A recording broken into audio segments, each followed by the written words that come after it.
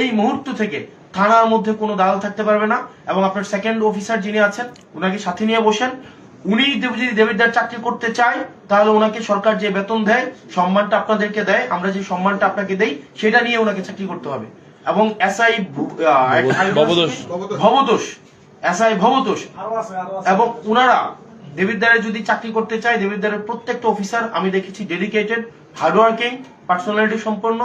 এখানে কিছু আপনাদের মানে ওই অফিসারদের মধ্যে কিছু অফিসার আছে যারা হচ্ছে মোরাল ডিগনিটি নাই, মোরালি কম্প্রোমাইজড।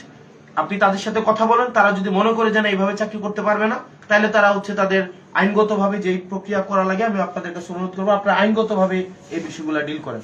রয়েছে মাদকের যে সমস্যা, তারপর হচ্ছে কিশোর গ্যাং, তারপর হচ্ছে আমাদের এদিক থেকে আছে মাটি কাটা, ইফটিজিং, এই জায়গাগুলো নিয়ে কথা হয়েছে।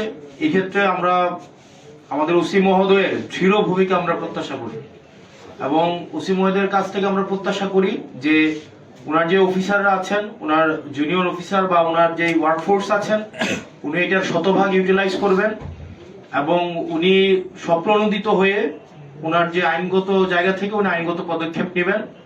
আর আরেকটা বিষয় যেটা কিশোর গ্যাং এবং ইফটিজিং, এটা প্রতিরোধের ক্ষেত্রে আমি আপনাদেরকে একটা বিষয় রিকোয়েস্ট করবো, কিছুক্ষণ আগে এটা নিয়ে কথা বলেছি, আপনারা শান্তি রোড এবং দেবিদ্বার যেই নিউ মার্কেট থেকে শুরু করে নিউ মার্কেটটা আপনারা সিসিটিভির আওতায় নিয়ে আসেন, তাহলে আমরা কিশোর গ্যাং এবং ইফটিজিং প্রতিরোধে আমরা একটা দৃশ্যমান একটা পদক্ষেপ নিতে পারবো।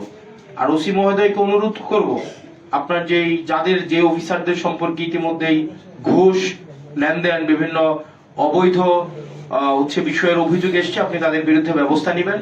একই সাথে সাথে মাটি কাটার বিষয়ে আপনার আরো দৃশ্যমান পদক্ষেপ আমরা প্রত্যাশা করি।